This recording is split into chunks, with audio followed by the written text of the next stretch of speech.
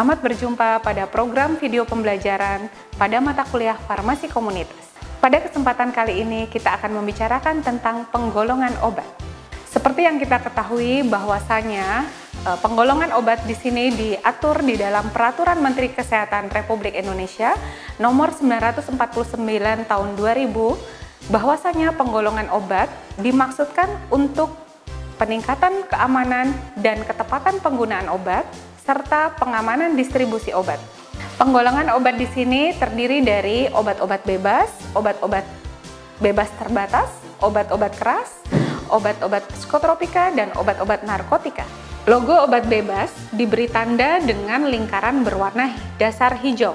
Obat bebas adalah obat yang dapat dijual bebas kepada masyarakat tanpa resep dokter dan tidak termasuk ke dalam daftar obat keras, narkotika, dan psikotropika.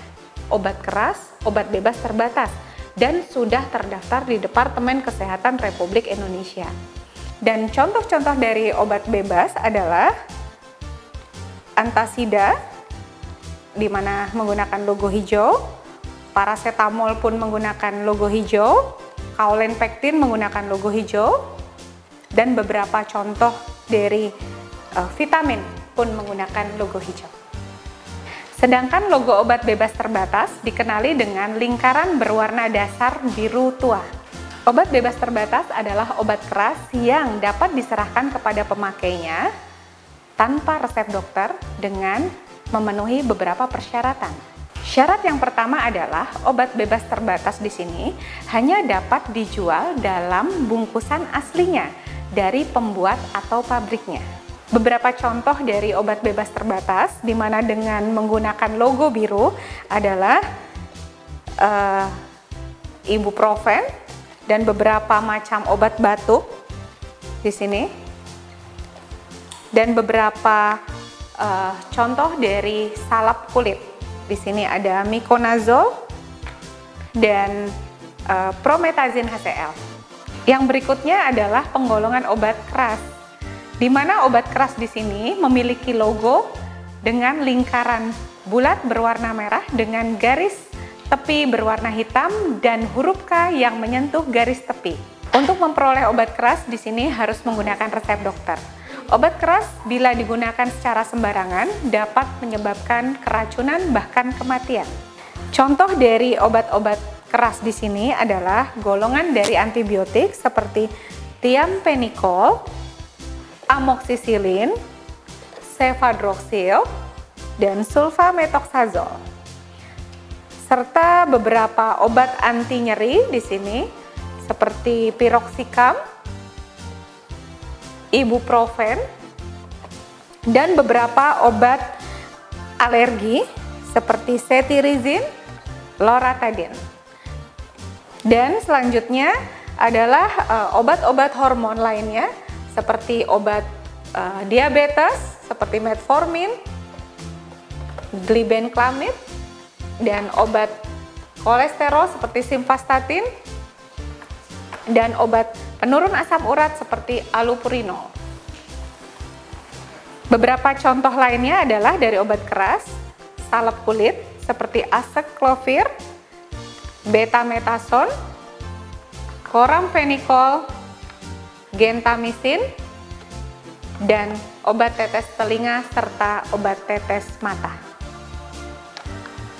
Yang berikutnya adalah logo obat psikotropika, yang mana sama dengan obat keras, yaitu lingkaran bulat berwarna merah dengan huruf K berwarna hitam yang menyentuh garis tepi yang berwarna hitam. Pengertian psikotropika menurut Undang-Undang Nomor 5 Tahun 1997 adalah zat atau obat, baik alamiah maupun sintetis, yang berkhasiat psikoaktif melalui pengaruh selektif pada susunan syaraf pusat yang menyebabkan perubahan khas pada aktivitas mental dan perilaku. Psikotropika sendiri mempunyai potensi mengakibatkan sindrom ketergantungan. Dan psikotropika di sini dibagi menjadi 4 golongan. Yaitu yang pertama adalah psikotropika golongan 1 adalah psikotropika yang hanya dapat digunakan untuk tujuan ilmu pengetahuan dan tidak digunakan dalam terapi, serta mempunyai potensi yang amat kuat, sehingga menyebabkan sindrom ketergantungan.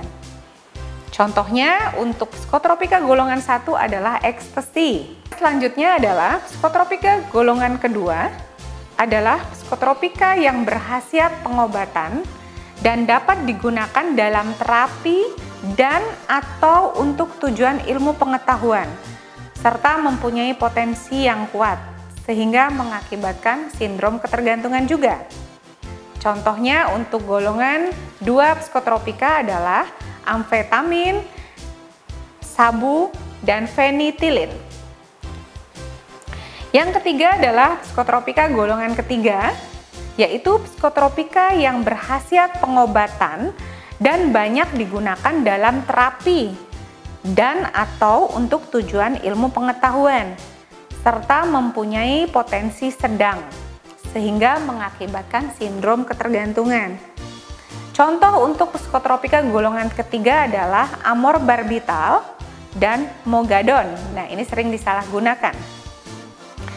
Serta yang terakhir, yang keempat, psikotropika golongan keempat adalah psikotropika yang berkhasiat pengobatan dan sangat luas digunakan dalam terapi dan atau untuk tujuan ilmu pengetahuan, serta mempunyai potensi yang ringan dan mengakibatkan sindrom ketergantungan.